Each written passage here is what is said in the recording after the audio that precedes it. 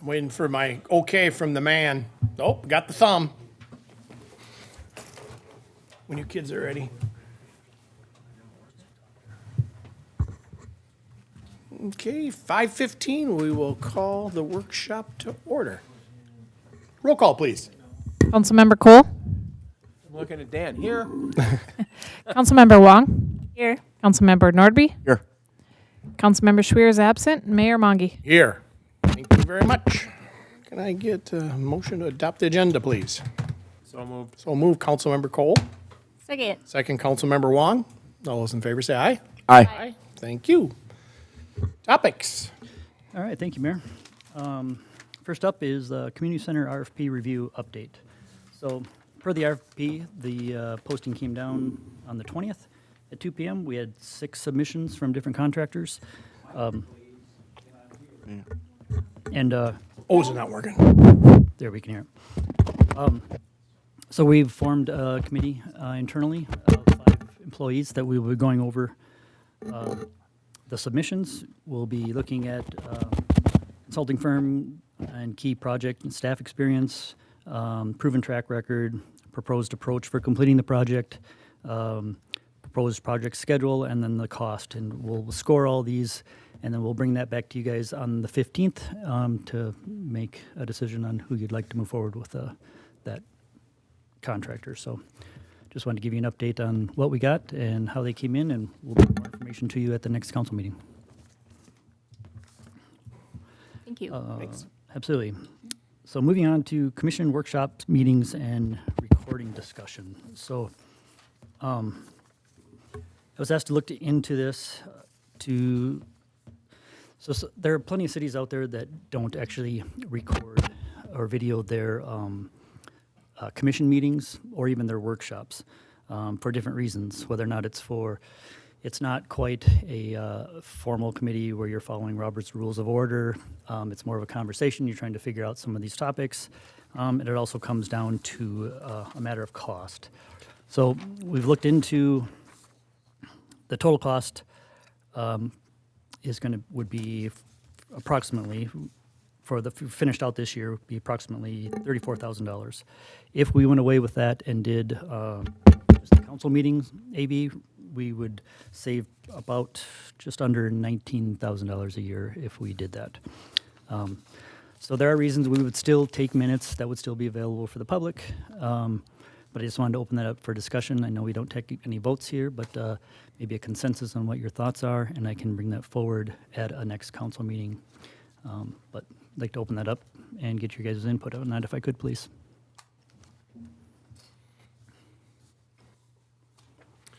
So notes will be taken? Yes, there'll still be minutes, absolutely, and that will be available to the public and will be put online as well. How are the minutes taken? So like for us now, it'd be Jenny who takes minutes for a council meeting. For the commissions, it would be the liaison. So she doesn't use the recordings or anything like that for doing minutes and stuff like that? Jen? Yes, it would be nice to have a recording, which was talked about having a different option for recording, right? Yeah, which would be, the reason for it, there's different recording mics that you can have, because that was an issue at times, like whether or not it was in the room over here for our workshops. But to have the mics that you can set down in front of people so you can actually hear what they're saying, as opposed to her just having the handheld device for recording, because that doesn't pick everything up. So just making sure that we get a good, clear recording of it that you can turn into minutes, but then the minutes is what would be available to the public.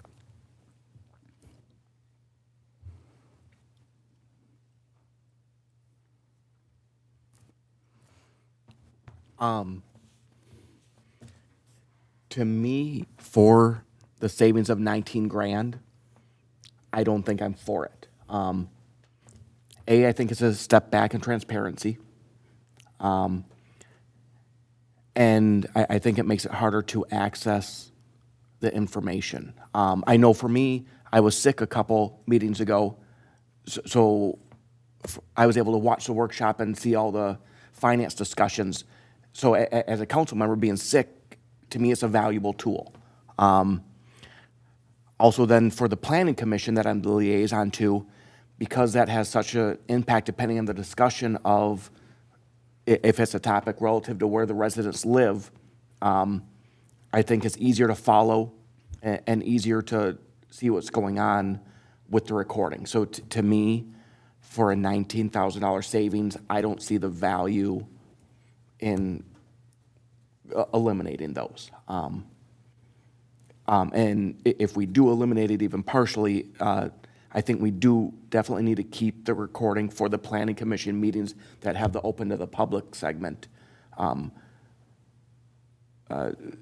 Just so it's easier for the residents to get the information. But like I say, personally, I don't see the value for a $19,000 savings. Thank you. I think for me, from a commission, like being the commission liaison, I'm thinking my commission would be probably happy not to be on the screen.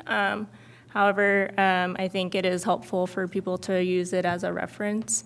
I think I'm much more interested for us to have the workshops still accessible.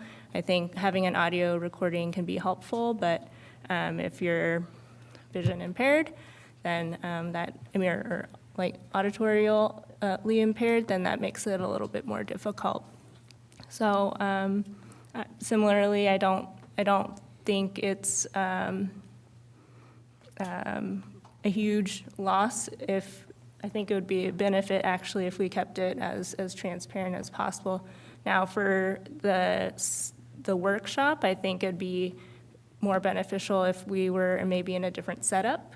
I think we've tried that in the past, but if we could get an audio or like a setup where, we're facing each other, we're at a table rather than up here in this setup. So I think that could help us get further in our dialogue.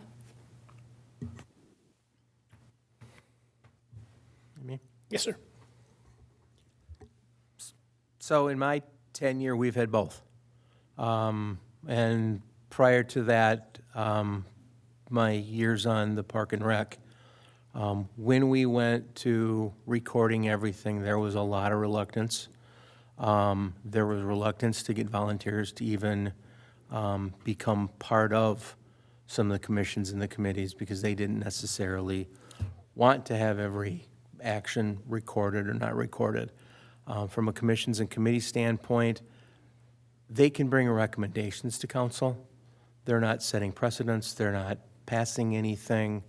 I am fine with it just not being recorded, either back in the Sandberg room or over in the training area, which there's more space, and going back to having notes taken and the way that it was, 2.5, 3 years ago now, I suppose. From a workshop standpoint, I guess I'm mixed. Happened to have the opportunity at the League of Minnesota Cities Conference to be in a room where they actually had this discussion.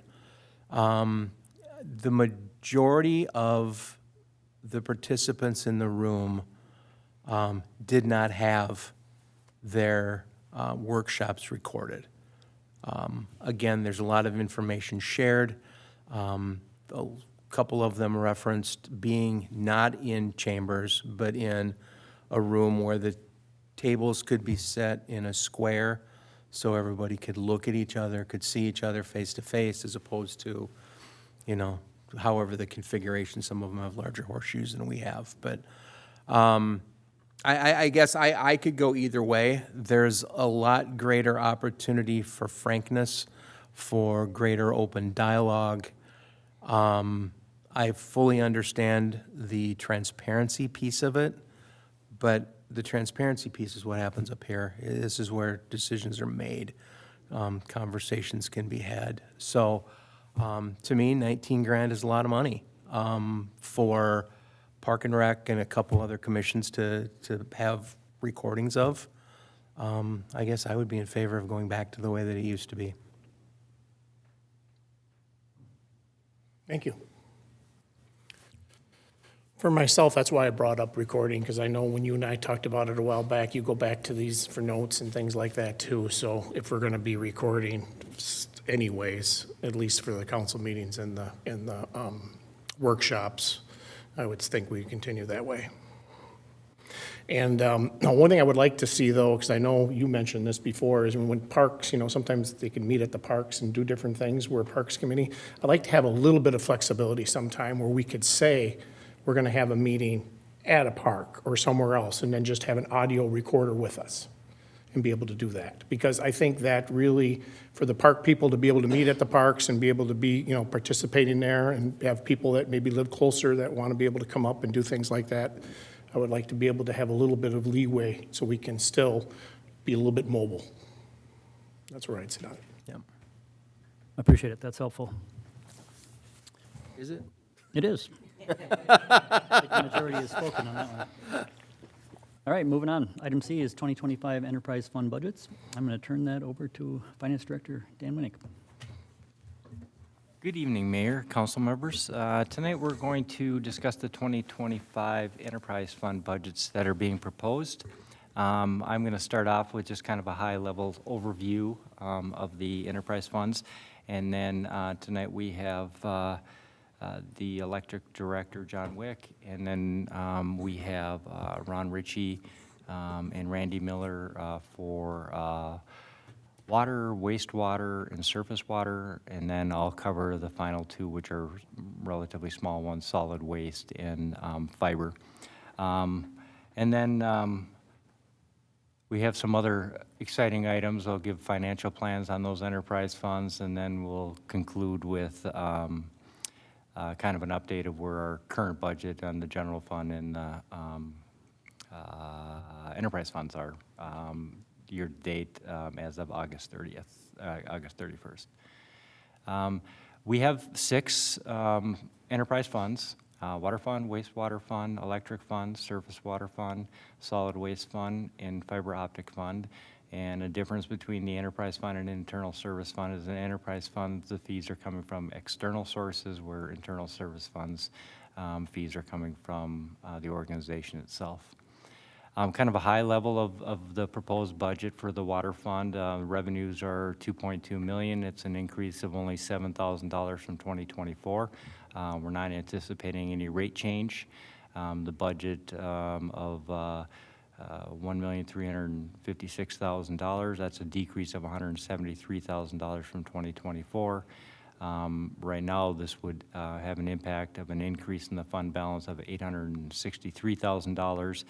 And then I just kind of showed you the expenditure component to it. The bigger drivers, as you look on there, again, personnel costs are increasing 8%, only $26,000, but 8% increase.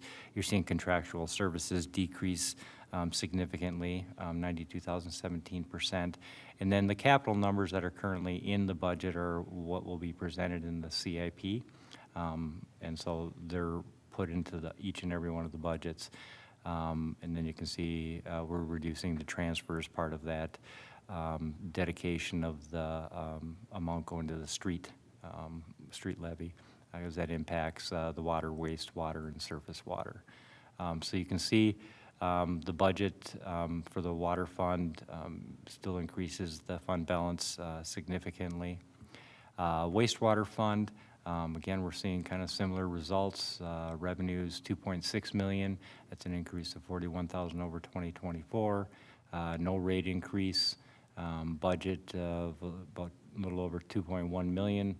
That's a decrease of $455,000, and you'll see that really that significant decrease is due to the capital need, again, on CIP that's being dropped down significantly in 2025. This would increase the fund balance $538,000 is what the estimate on this is. And again, you can see not a lot of change in supplies or contractual services. You know, you're going to see it kind of consistently across the majority of these enterprise funds. The electric fund doesn't really change a whole heck of a lot from a true composition standpoint. The revenues are just under 12 million. That's an increase of 151,000. That's really due to the increase of users of some of the development that's happening in town. The budget is pretty much the same at $2 million. It's a decrease of $944,000. That decrease is really because of the transfer that we did this year in 2024 of the $1.1 million that went to streets. And the fund balance would only decrease, $9,000. So it's pretty close to a balanced budget on the electric fund. Part of the revenue increase also is due to, in the past, when we've done away with it in '23, is that city used utilities would be reported as a negative amount. In other words, reducing the revenue, and so we're not showing that anymore that way. I don't know why it was done, but we're eliminating that part to it. So their budget's pretty much the same as it is in 2024. Surface water, the revenues are a little over $1 million. That's an increase of $31,000. The budget's just under $800,000. That's a decrease of $162,000. Again, the bigger contributing component to the decrease is capital reduction, which you're going to see when we show the capital improvement plans. Fund balance would increase $253,000. This would require a 2.5% increase in the rate. As you can see, surface water gets hit quite a bit by, and we'll see it a little bit more later on when we start looking at our financial plans. But water, wastewater, and surface water are all hit by preventative maintenance on the streets and major reconstruction projects.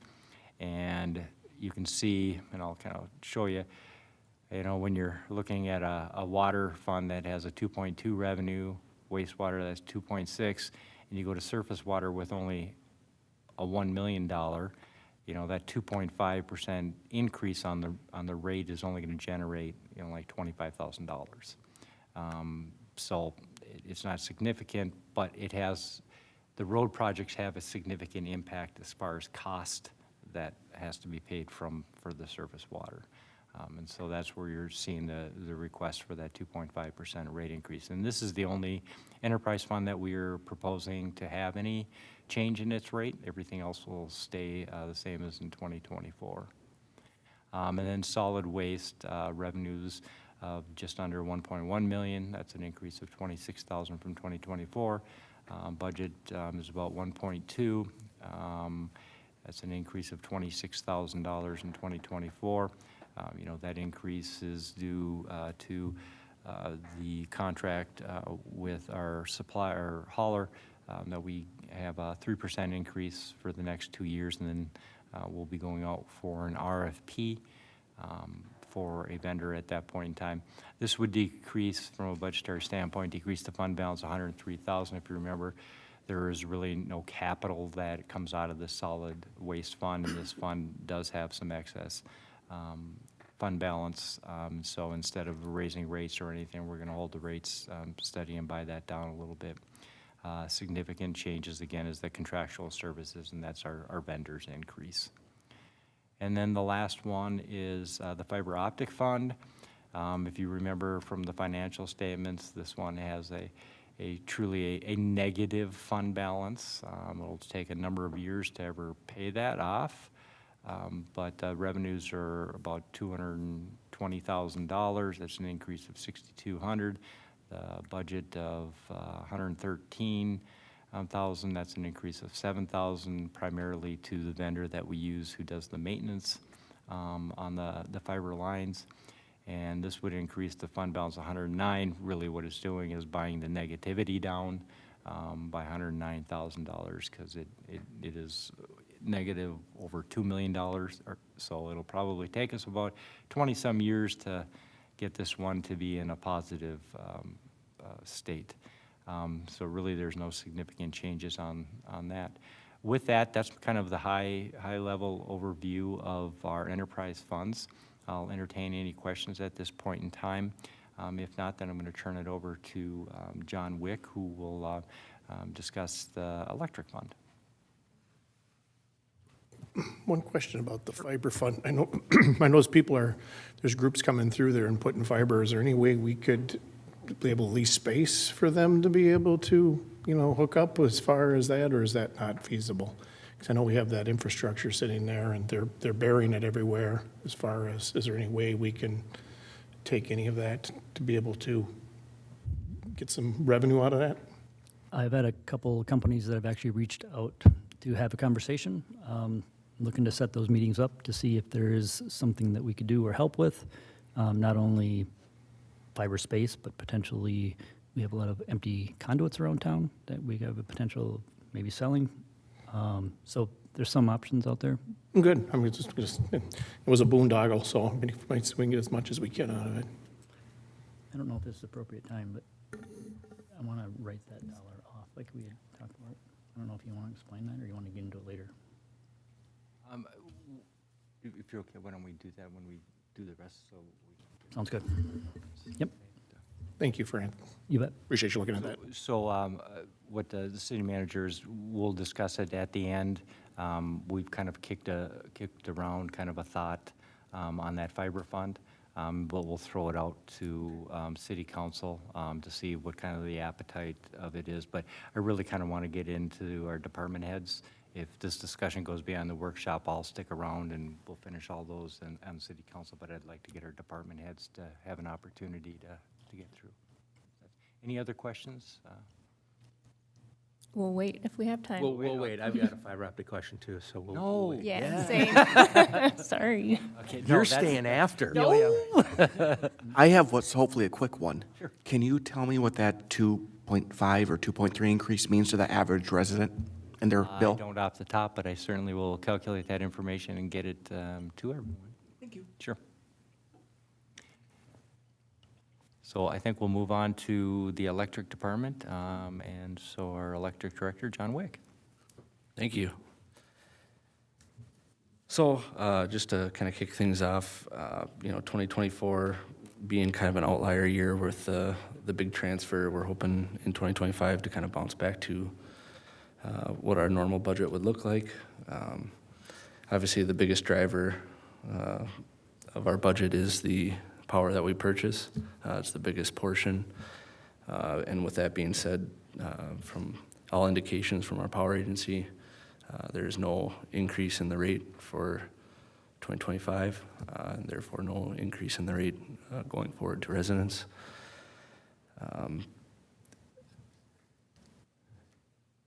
A big indicator of how we set the budget for our materials is the lead times and the supply chains. And I know I've stressed in the past just how difficult it's been to try and plan and to have the proper inventory that we require to maintain the system. I do believe things have gotten better, but at least from lead times perspective, instead of 2 years, we're looking more like a year on things, bigger pieces of equipment. But the prices, I think, have kind of established a new norm, and I don't think they will be reverting, or it'll be basically fluctuating with the cost of raw materials. So it might go down a couple percent and come back up. But the past 3 to 5 years, I was even speaking with a vendor earlier this week, and they've seen inflation in the past 3 years of 45 to 50% on all the major items we're buying from them. And like he said, that's where it's going to stay. We're not going to get back to that normal rate of increase. So we can kind of plan from there on out.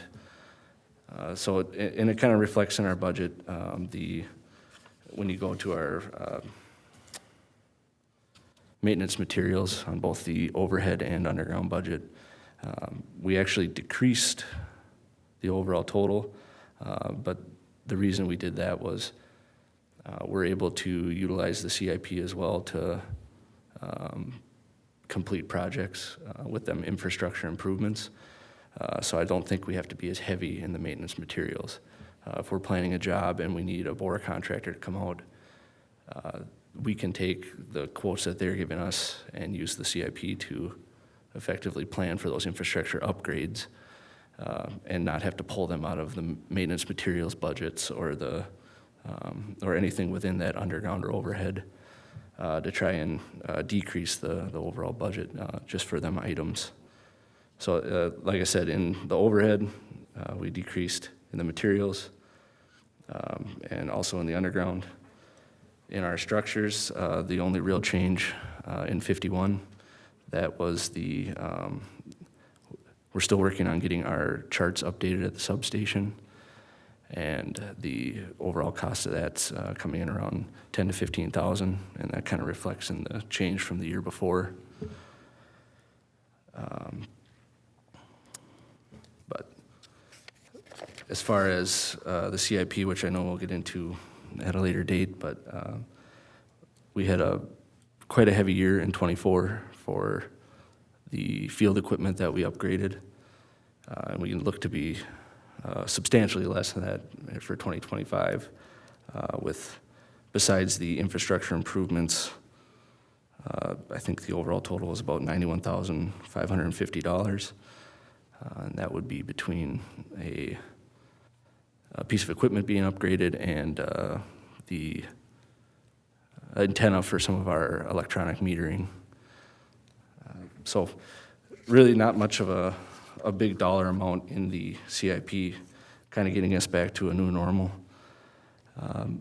But other than that, I don't have a lot of things that change drastically. So if there's anything on this budget that stands out to you that you have questions about, I'd be happy to answer any questions you have.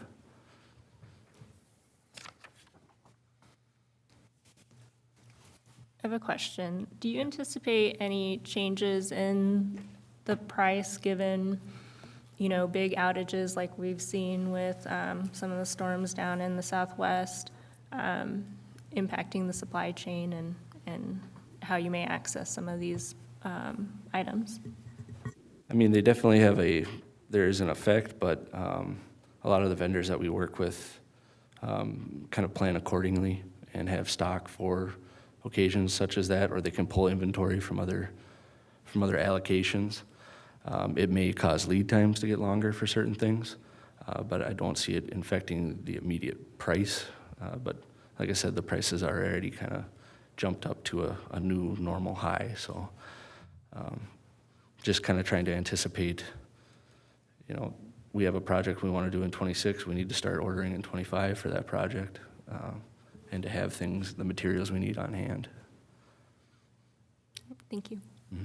What's the most expensive piece for you guys as far as, I mean, it I've heard depends some on- generators like about or some subs, whatever, forget the terms you mentioned before. Gearbox? Substation transformer is probably our biggest one. That's number one. That's not a normal thing. Is there a lifespan for those? Yeah, I mean, typically, 30 years, 35. Where are we at in that cycle? That's what I'm kind of getting to see. We're getting close to that. I could give you the exact date. I don't have it. 92, the substation was built, but at that time, Excel, they have a transformer out there that's probably 65 years old. Yeah, Okay. One of them has been rebuilt, but there's no moving, well, I shouldn't say that for that. there is, but Not a lot of moving parts inside of a transformer, except for like the regulator part of it. But, so they last for a very long time, in other words. Just want to make sure there's nothing on the, horizon that's, coming up and that needs to be replaced after so long type of thing. and I think a good measure we take to try and prevent that unexpected, I mean, there's catastrophic failure can happen, but, we have our substation on a maintenance routine where every 3 years they're out to go through every mechanical component in that substation. They do all the tests on the transformer to tell us if there's any indication that we might have a failure or a potential failure in the future. So I think we're taking the steps we can to try and ensure that we won't get hit with an unexpected cost. But if the indication starts going that we need to start looking that way, the hope is that by doing that maintenance that we'll have the time to react to it. If there is a catastrophic, is there any way you can hook up to Excel to help us during that time type of thing? So we do have a Yes. built-in suspenders type of? So Yep. you look at all the people that are without power now and something crazy happens. Yes, yeah, we can, we share that substation with Excel, so we have the ability to tie into their transformers as well. It's good to know. In actuality, that happened, so there's a bypass that we can hook onto their system, or they can hook onto ours. They actually had one of their power transformers, which is the big transformer, go down, and it was out for 9 months, and they fed off of our system during that time. So, but we also have that ability to depend on them if something like that happens. Good. And one thing that we've done, John's been good with, is set money aside for those high-ticket items. So not only the transformer, that's the one big thing, but the large wire that goes from the substation into town is, that wire is very expensive. That'd probably be Millions. many hundreds of thousands, if not $1 million or so, to replace that wire, and that has a useful life as well. It's all in conduit, it's jacketed wire. You probably get a 40, 45-year life out of it, but, you know, it was built in '92, so it's something that we need to start planning for now for the future, which we've already done, and John's been doing great at that. Good. Thank you. I appreciate that. Makes you feel better that there is something in case of a catastrophic that we'll be able to Yes. look on. Thank you.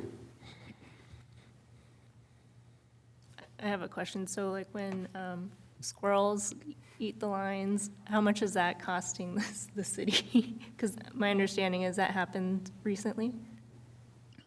It happens fairly often. Usually the damage done is something that we can fix relatively inexpensively. Okay. You know, there are occasions where a squirrel takes out a big chunk of town, and really the materials to repair those, it's not costing us a lot of money to fix. It's just the inconvenience to the residents that a big chunk of town goes out of power, so. Great, great. That's good to know. Thanks. There used to be a... They do. Yes.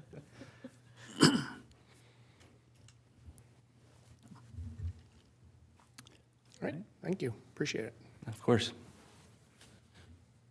Move on to Ron. Thank you very much, John. Now we'll move on to Ron, and Ron has 3 budgets: water, wastewater, and surface water.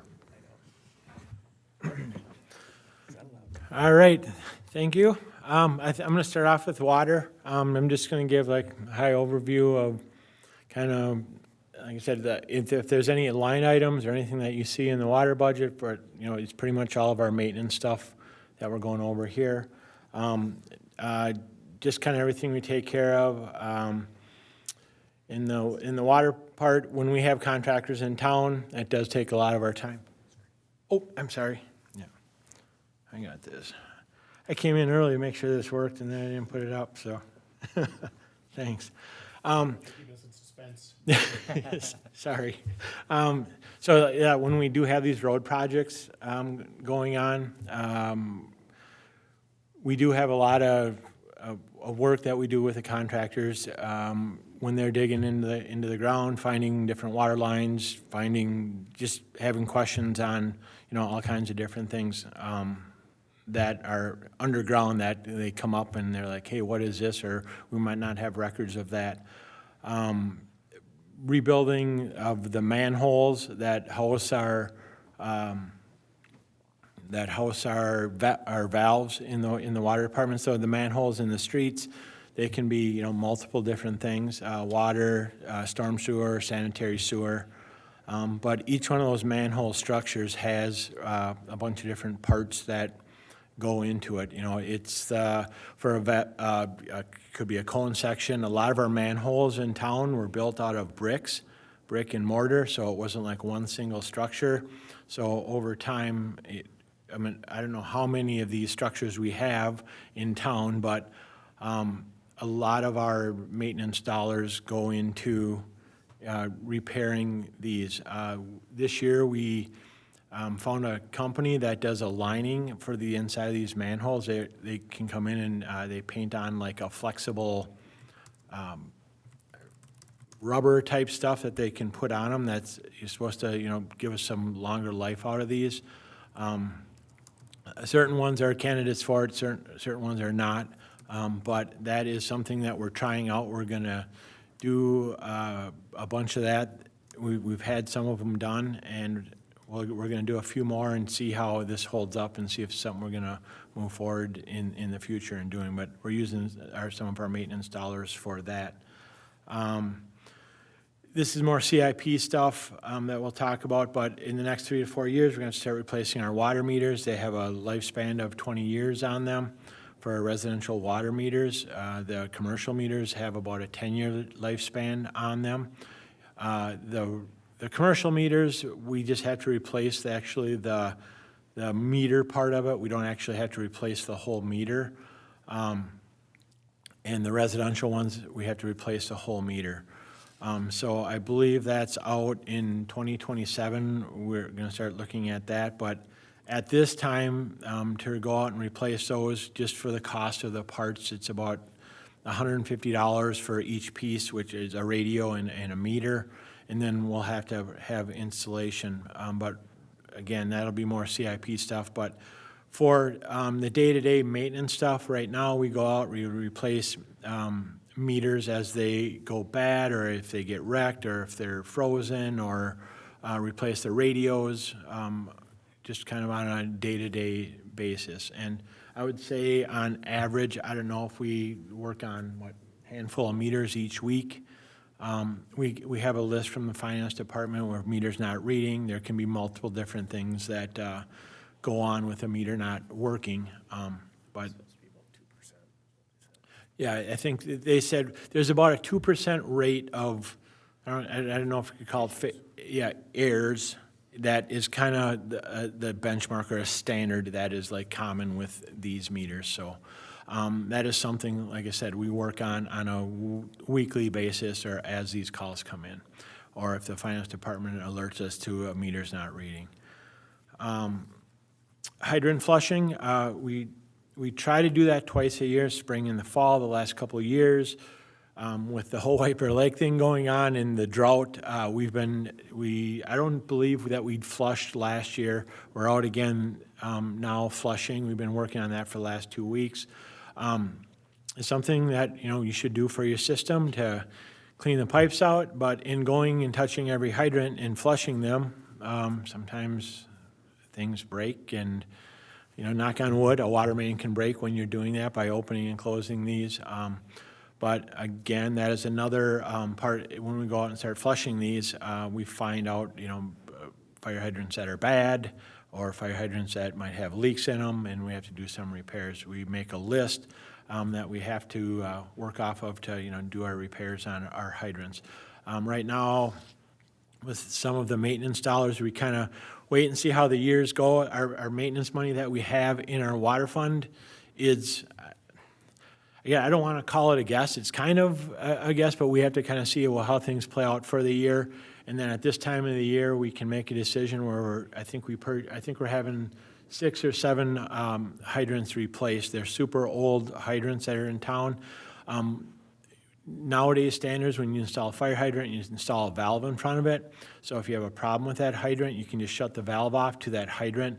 You won't have to shut down a whole block. These hydrants that we're replacing, they're going to require us to shut down a block or 2 to replace them, but we're going to put a valve in and a hydrant in. And like I said, at this point, we are just working off of the maintenance money that we have in the fund, and waiting, like I said, towards the end of the year to kind of give us a gauge on how much we should or could spend to kind of replace these. Again, I touched on the rebuilding of manholes. This will be in each one of these surface water, sanitary sewer, and the water. All these have manholes, and all of these have, repairs that could need to be done. Unfortunately, the way a manhole is worked or is built, it's built up close to the road, and then they put concrete rings or plastic rings they have now up to get the manhole casting up to the height of the road. The salt we put down over in the winter corrodes those rings around those manholes, and that's why when you're driving down some roads, you hit some really big holes in the road.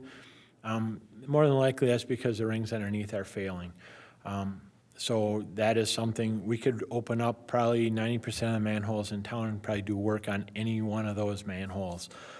Again, we try to work within our budget. It wouldn't be realistic to try to replace every one of them, but some of those things that you run over, you probably have to run over for them a while, run them over for a while, but, we do, all that's in considerations when we start looking for next road projects. When we're doing these, this pavement preservation that we are working on, I don't know if you've been on like First or Margaret, we do address some of those, manholes or those castings at that time, but it's kind of a fine line on what we do because some of those could use a full rebuild. And as this pavement preservation goes on year to year, we're going to try to do a better job of going out and really inspecting what we have to replace, and that'll determine if something's really got to be rebuilt. Because technically, these are kind of a Band-Aid for our roads to get us by, hopefully 10 or 15 years. And when I say a Band-Aid, 10 or 15 years is a long time. So some of these things might not last that long. So it's a fine line on what we do, for how deep we go into one of those manhole structures. And again, gate valve turning, operating our gate valves around town, it's something that it's kind of an ongoing task because we use it as a secondary thing for people to do. It's an important step. Again, we go out and turn all these valves. What we don't want to do is get into a situation where we can't turn a valve off. We can go out further to another block to turn something off, but you're just affecting that many more people. But going and exercising these valves, when you start doing that, you can cause some trouble or break some valves, or we find out we have some, they call it hot soils in town, different areas of town, where these, our bolts are rotting off of our valves. So that, sometimes we might think we have a water main break, it could be a leaking valve or just leaking bolts on there, something we can replace.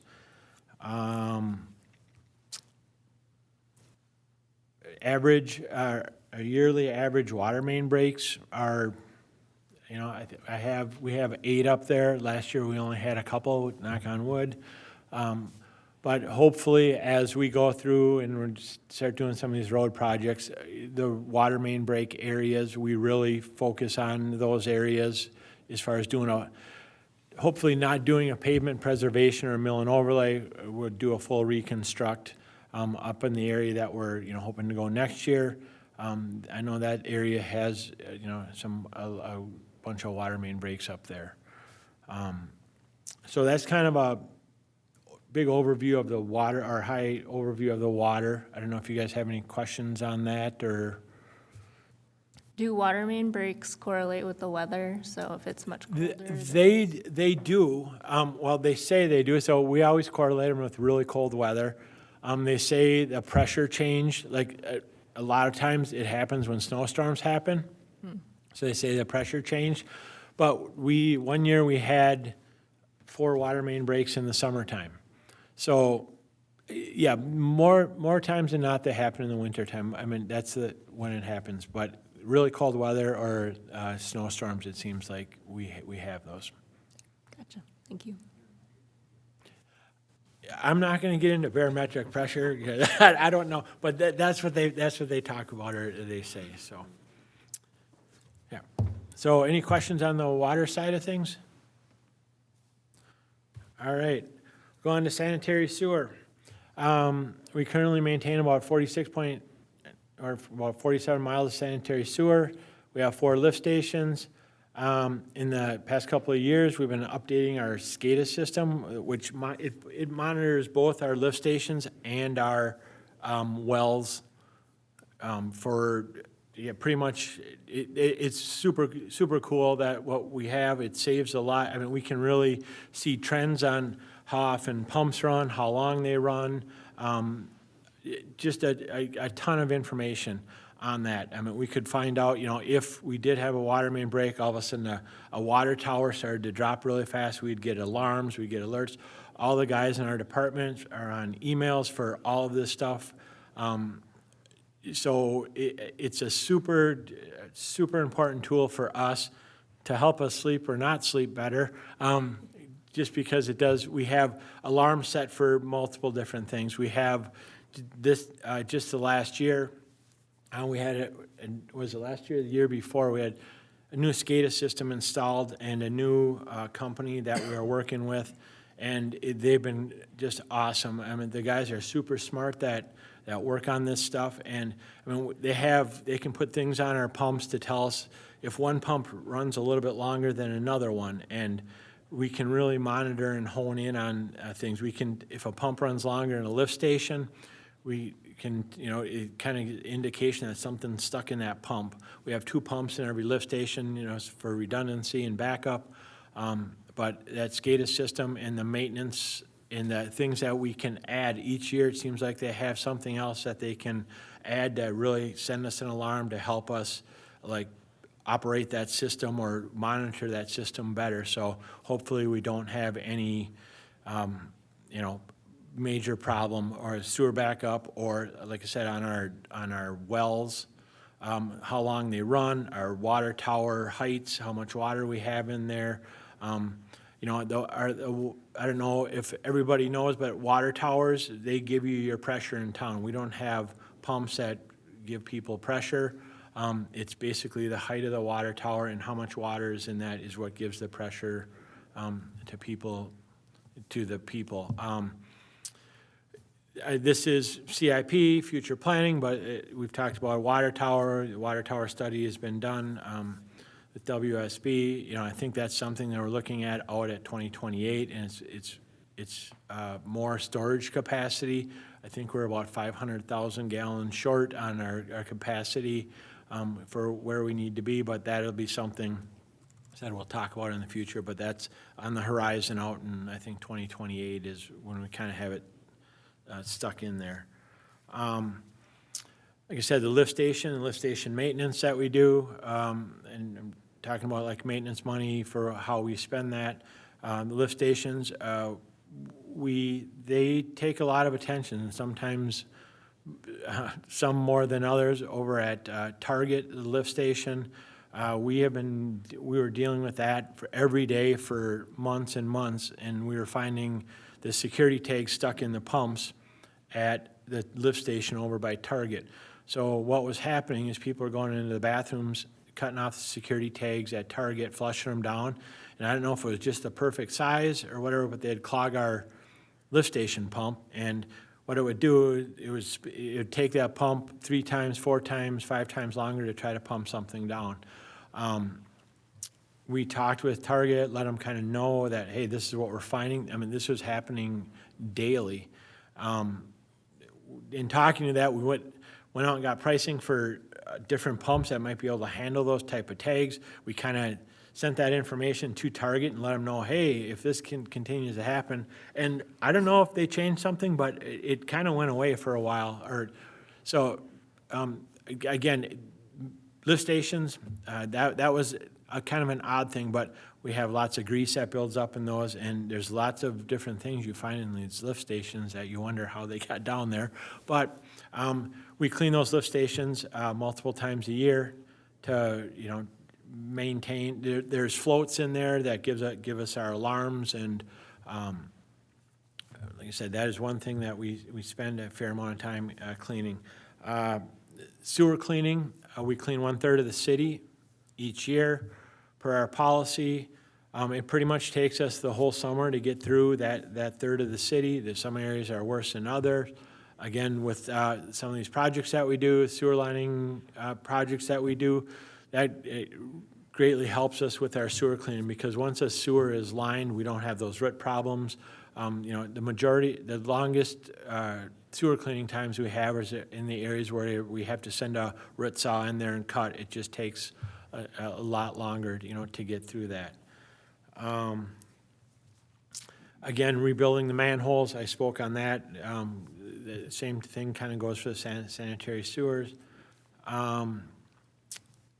The last couple of years in our CIP plan, we've had sewer cleaning in Cameron. We've had a company that was bid out for 3 years for us to go out, and they're cleaning sewers also, and they camera everything for us. And what that is doing is in our Datify mapping that we have from WSB, it has all of our sewer lines in there. You can click on a sewer line, you can go in there, They have connected the videos, the camera videos that they took. Now, the camera videos are only good for the day that really you have it, but what else we have with that is that a manhole, from manhole to manhole, there's an average of 300 feet in between each one. On each one of those, when they camera it, they give us the footage where service comes in at that, or where someone's service can come in. What's really nice about that is when we're out and we have to do locating, or we have to do any work out there, we can take that information, look at it. It can tell us how many feet from the manhole up the road it is where your sewer connection may come in, or where an abandoned sewer connection may come in. So having all that information that we have never had before, it really helps us do our jobs better and gives us information that we, never had before. So I think this is the second year of that. Or third year of that. And I think one more year, I think we should be one or two. Oh, it's a 5-year plan. So we'll be through all that and have all that information, and, that'll be information that we can have, forever with that. So that is a super good thing for us, for the city. Hotspot cleaning, it's another thing that we do in our city, where certain areas, certain restaurants, we find a lot of grease in an area. The restaurants are supposed to have grease traps, but there's just certain areas of town that we have to clean multiple times a year. I think we have it on the schedule to do it in the spring and fall. I think usually we go out there maybe an extra time, but certain areas that get really bad that we spend extra time just running our sewer cleaner through to make sure that there's not problems. We've had backups in there before, and we found lots of grease and, different things in there.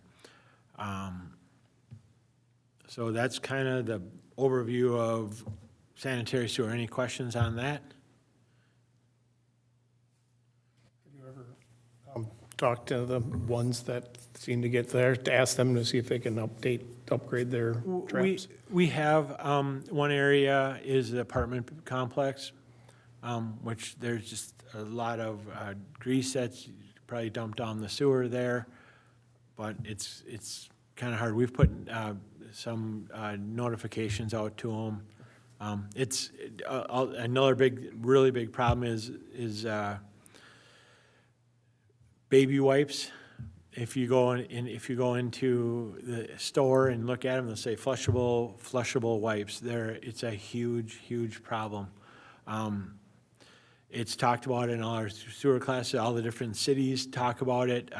They've actually gone and tried to, these companies, and tried to get them to not put that labeling on there. I went on a tour on Met Council where all of our sewage runs to, and they said 10 years ago they had a semi-trailer that they'd have on site, and it would be there for a week. And what it would do, it would screen out any things that weren't supposed to be in the sewer. And they said it would take about a week to fill that trailer up. Now, I think when I went on the tour, I think they said they have 3 or 4 trailers a day that they haul out of there now, and it's those wipes that are the biggest contributor to that. They just don't break down.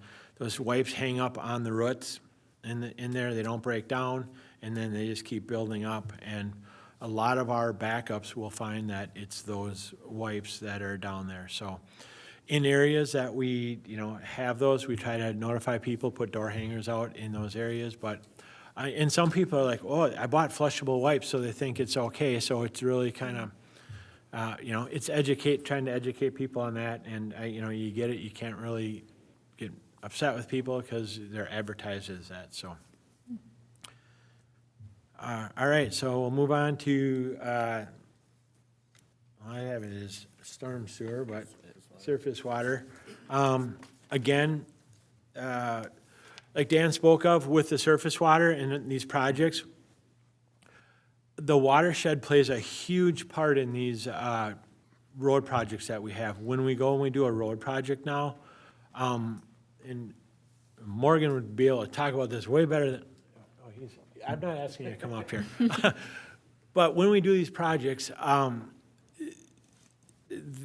the watershed dictates what we have to do to upgrade our storm system. Might be bigger pipes, or you might have to put in a pond. And these road projects get really expensive because they say, hey, you guys need to install this now to do this. And it adds $1 million to the project that I don't want to say we didn't plan for, but it's just more money than, hey, you have to do this, and we might not have room to put a pond in, so we have to put an underground storage system in to catch that water. So stormwater, you don't think a whole lot about it, but it ends up being a big expenditure. You know, for us, for what we do for as far as the sweeping part of the stormwater system goes, the watershed wants us to sweep as much as we can. We do a really good job in town street sweeping.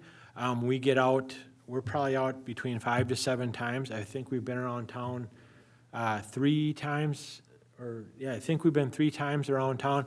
The last one, the storm kind of started us to do that. But, you know, going around town, it's basically, you know, 2 guys. I think it takes us about 3 weeks to get through the whole town if we can stay on it every day. And then we also have the cost of getting rid of the street sweepings that we get. Street sweeping has to get hauled to a landfill. I think I've spoken on this before, but to get rid of that, it's about $1,200 a truckload. We actually truck it all the way up to Mora, which saves us, I mean, I think it costs us about $200 a load to get rid of it, plus the fuel and the time, but we do it on off days or rain days, and we, you know, we use that as filler work to do that.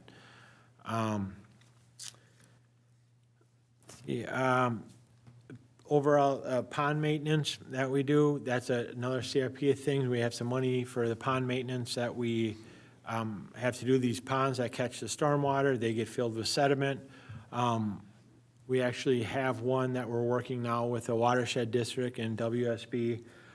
It's pretty much full of sediment. They have to get dredged out, and, you know, there's certain levels that they have to be. So we're going through, evaluating all the ponds in town, figuring out, you know, what we can do. Again, the number that we have in there, I think in the CIP now, is like $100,000. It's just a number that once we start getting into these, we can kind of figure out what, or try to live within that budget that we have, or if we need to adjust it. But we're working on that.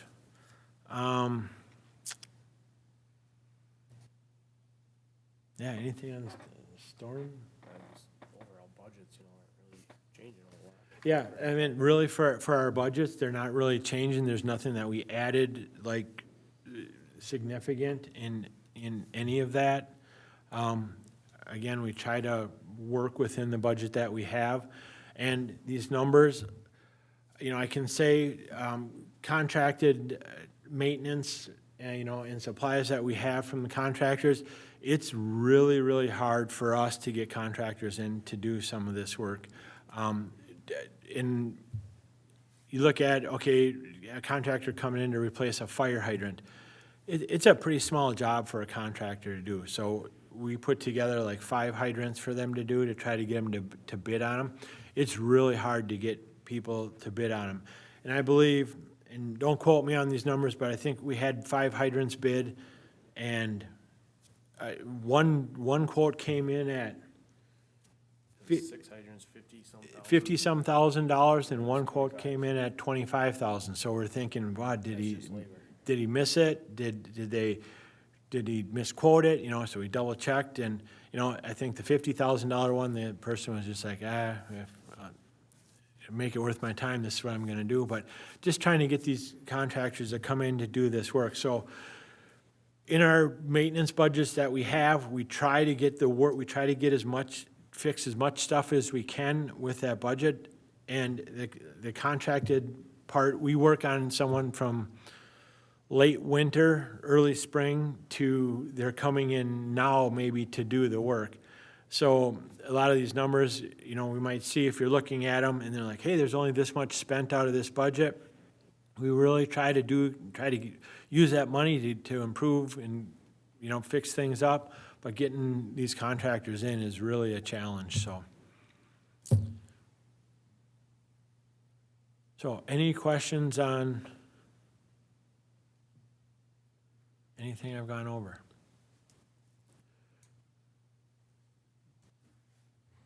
None here for me. Thank you.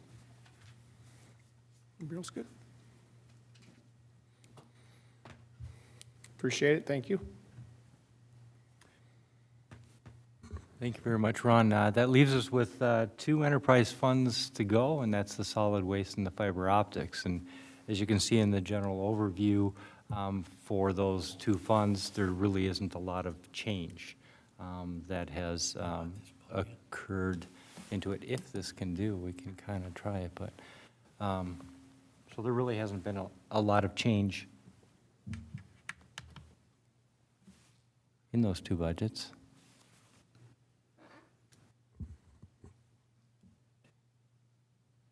And does this only take PowerPoints? Doesn't take anything else?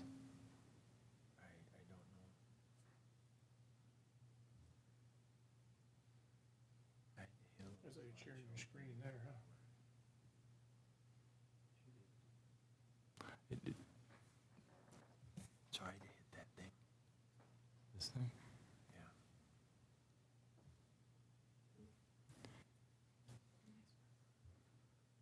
That's all I Ron, got, though. Ron, you're not supposed to tell him that. But, so again,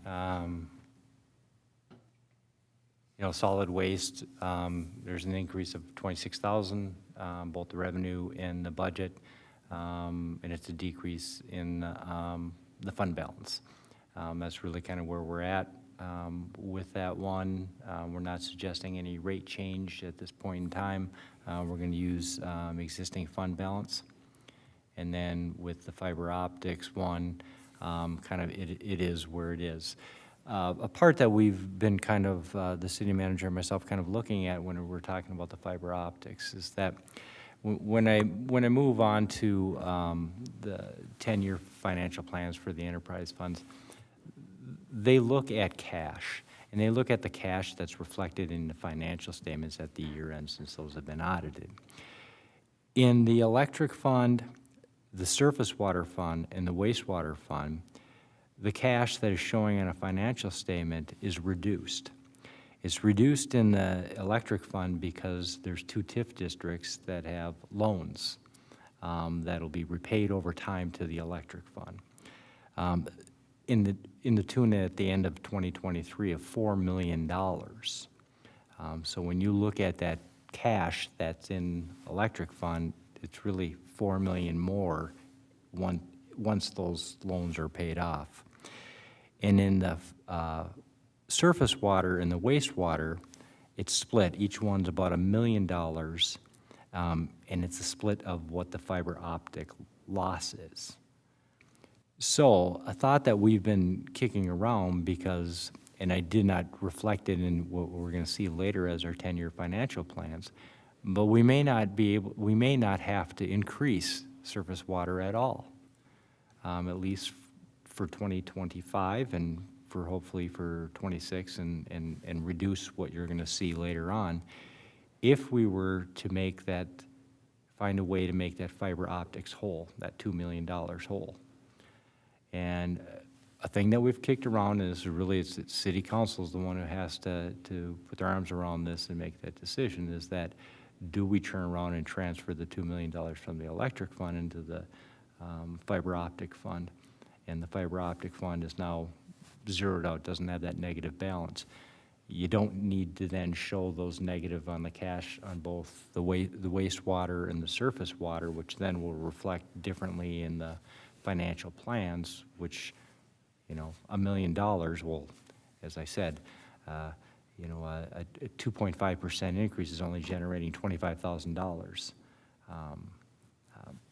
It'll go a long, long way to make insolvency for those other funds. So it's something that we've kicked around, and it's more of a discussion that needs to take place. If there's interest into it, I definitely will reflect those 3 10-year financial plans differently with what those changes would be.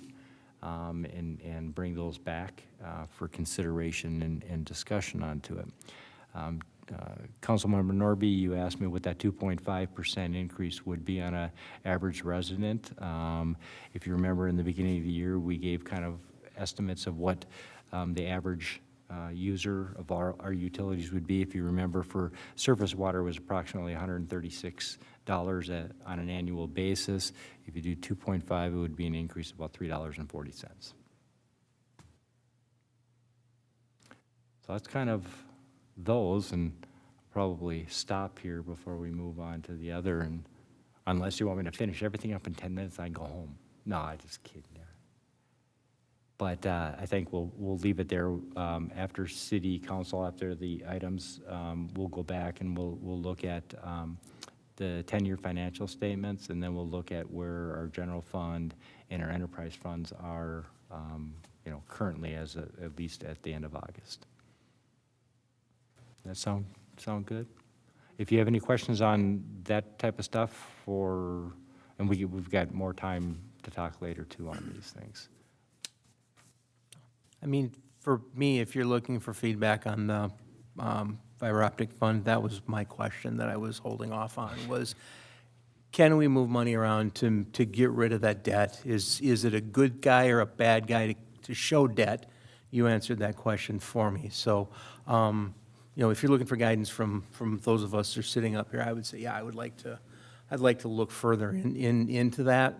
See what the impact. Yeah. Okay, absolutely. I agree, because we have to, just to get an idea, we have to pay it off. So how do we best get help from under it? Just get all of our options, that's great. And you're aware every year, that's a point that the auditor brings up. Yep. Onto it. So it's something that we could eliminate from that component to it. And so I It definitely. has to get paid no matter what happens. Yeah, How do we right do now it? we're. Rip the we're on- Band-Aid, or do we're on a you? Pace of about 20 years or so, or you kind of move it a little bit further down the road. And if the fiber fund does do better, I mean, there's always the opportunity down the road to transfer those funds back. And we definitely, after I do the analysis, and if there's favor of doing that, and then there's a resolution, we could actually have a resolution that then states in there that in the event that the fiber fund hits a certain fund balance, that be transferred back to the electric fund. That's what I'd like to see. I'd like to You know what I make mean? that whole.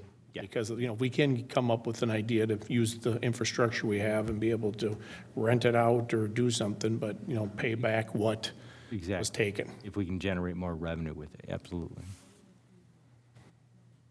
Can you speak to the charges for services when it comes to fiber optics and how that rate is decided on? I mean, I know we have some contracts with, say, the library, but how are those determined? Yeah, they're basically, there's a component that's internal. In other words, we do charge all of our departments for utilization. But for the most part, the revenue that's generated in the fiber optics, there is a long-term contract that is set. It was 20 years, both of these with the city of Oakdale and the city of Maplewood, and those dollar amounts are all set. Actually, they prepaid everything, so we just show the revenue as it's actually earned. So it shows as deferred revenue at that time. And so there's 3 funding sources, and then we do have the libraries that there's a separate contract agreement that they pay a certain dollar amount for it. And then we have some state departments that also have agreements that have been set a long time ago that are in place.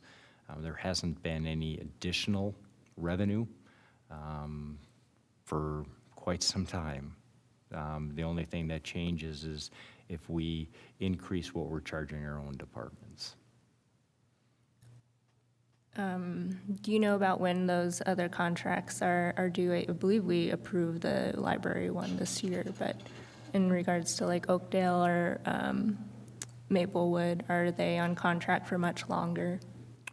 I believe they're Generally probably on contract or for another, I'm gonna guesstimate somewhere about 8 to 9 years before those are expired. And at that point in time, don't know if they would continue, or they would go away. So, I mean, that, but yeah, there's still for a number of years. Thank you. When you speak of the debt of the fiber optic fund, what fund is that a debt to? What fund is that in debt to? Two funds, surface water and wastewater.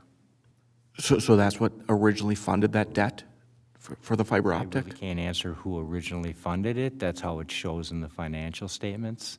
So there was basically cash that was borrowed. I'm assuming there was some sort of jurisdiction. I mean, that's the way it's been ever since I've been here, and it's been split between the two of them for financial purposes. It's just to show, you never show in a financial statement a negative fund balance. So to correct that negative fund balance, it's really just on the books. It's a transfer, but it does impact cash of when we go into our 10-year plans in looking at it, so. It was the electric fund that paid for it. That was transferred to those funds later on, back when Jeannie Day was the director here. Okay, I'll have more conversations later. Uh-oh. Good. That is one. I gotta understand it. I don't understand it. I hear it every time. Oh, we even got down that road. I have one more question. In terms of the fiber optic fund, while we were having conversations around the community center and the cost of utilities, it seemed that the fiber optics, because it's housed within the community center, was also sharing those utilities. Is there a way in which to parse that out or get a better sense of what the fiber optics is utilizing versus what, is the utilities for the library are?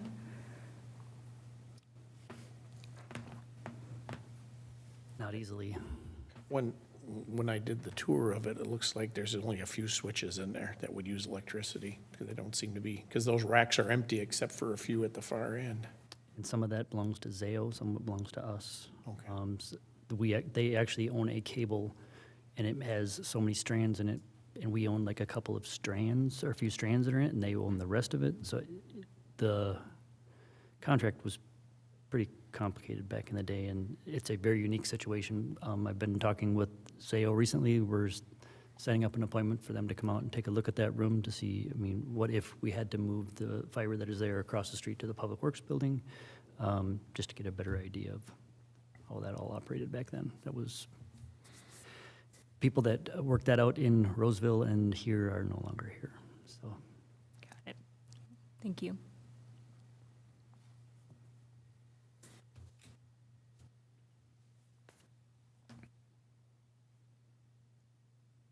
Nothing further?